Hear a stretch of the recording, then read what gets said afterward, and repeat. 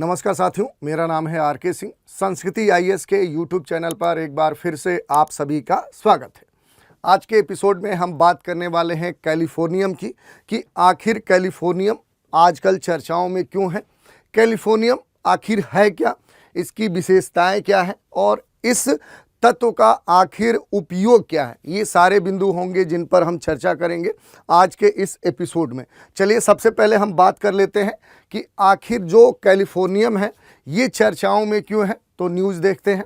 News है the californium that was not how radio active substance kept Bihar Gopalganj police on age. News है कि देश के बिहार राज्य के गोपालगंज क्षेत्र में वहाँ पर कैलिफोर्नियम पकड़ा गया है पुलिस के द्वारा। और जो ये कैलिफोर्नियम है कह सकते हैं कि उच्च रेडियो एक्टिव या रेडियोधर्मी ये सिंथेटिक तत्व है, काफ़ी बहुमूल्य होता है।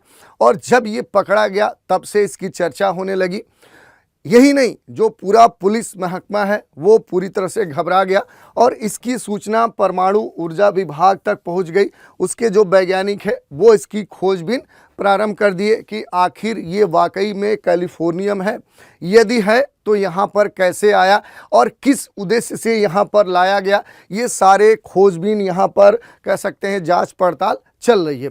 तो यही पूरा न्यूज़ है जिसके कारण से ये चर्चाओं में है। थोड़ा सा इसके बारे में हम देख लेते हैं।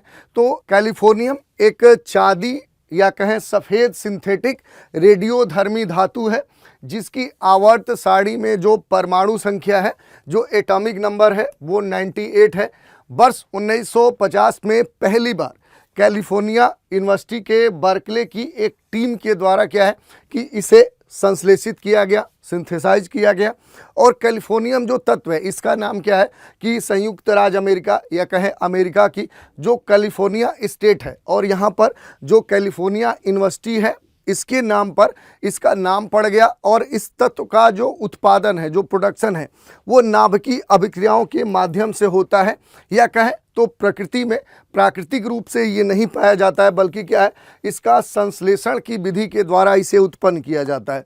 दूसरी बात करें कि आखिर इस तत्व की विशेषताएं क्या है, कैलिफोर्नियम की विशेषताएं क्या है। तो ये जो तत्व है ये बहुत ही शक्तिशाली न्यूट्रॉन उत्सर्जक है, ये इसकी महत्वपूर्ण विशेषता है।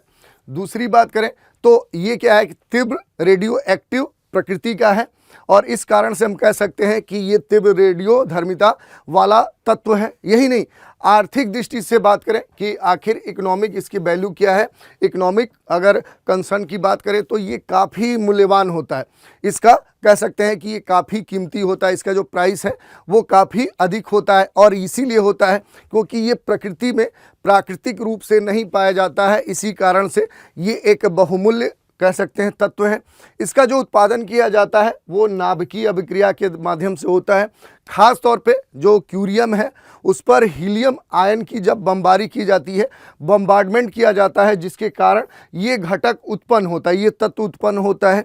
ये जो तत्व है ये आवर्त सारणी में एक्टिनाइड श्रृंखला के एक सदस्य के रूप में अवस्थित है। यही नहीं, इसके कई सारे समस्थानिक हैं।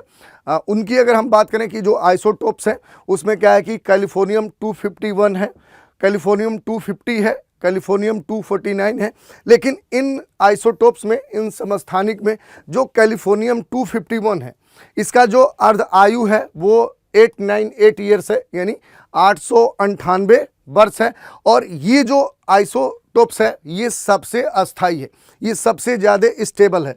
तो ये हमने देख लिया कि कैलिफोर्नियम की विशेषताएं क्या है। अब बात करते हैं कि चूँकि ये इतना बहुमूल्य है, इतना कीमती है, तो ज़रूर इसका कोई ना कोई बहुमूल्य उपयोग होगा।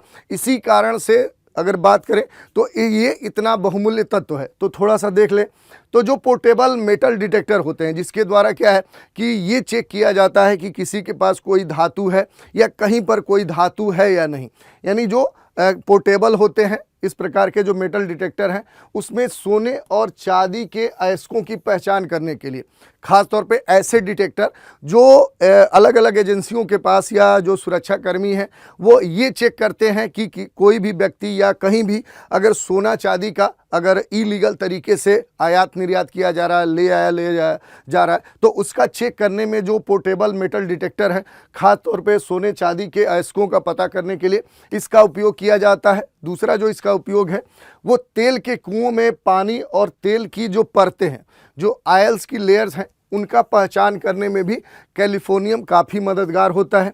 यही नहीं, जो एयरप्लेन है उसमें भी इसका उपयोग किया जाता है। किस लिए?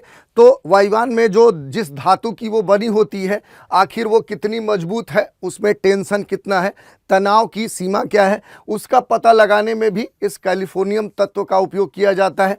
यही नहीं, जो परमाणु रिएक्टर हैं उनको शुरू करने में भी कैलिफोर्नियम जो तत्व है इसका उपयोग किया जाता है। इन उपयोग के साथ क्या है कि कोयला बिजली जो संयंत्र हैं उनको अनुकूलित करने के लिए भी इसका उपयोग होता है।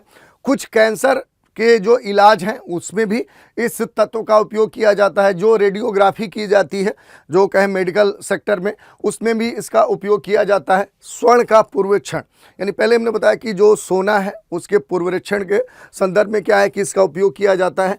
और विभिन्न जो औद्योगिक अनुप्रयोग हैं उसमें न्यूट्रॉन स्रोत के रूप में भी इस कैलिफोर्नियम तत्व का उपयोग किया जाता है। तो इस तरह से हमने देख लिया कि आखिर कैलिफोर्नियम इस समय अपने देश में चर्चा में क्यों है, आखिर ये कैलिफोर्नियम होता क्या है, इसकी विशेषताएं क्या हैं, आखिर इसका उपयोग क्या है। अब इसी पर एक प्रश्न की चर्चा कर लेते हैं। प्रश्न है कि वर्ष 2024 तक ज्ञात तत्वों की जो संख्या है वो कितनी है। विकल्प दिए जा रहे हैं 117, 110, 118 और 122। तो इस तरह से आज के एपिसोड में ये चर्चा थी। तो आज के एपिसोड में इतना ही। नए एपिसोड में एक नए विषय के साथ फिर मिलेंगे, तो आप हमारे साथ बने रहें। इसके लिए धन्यवाद।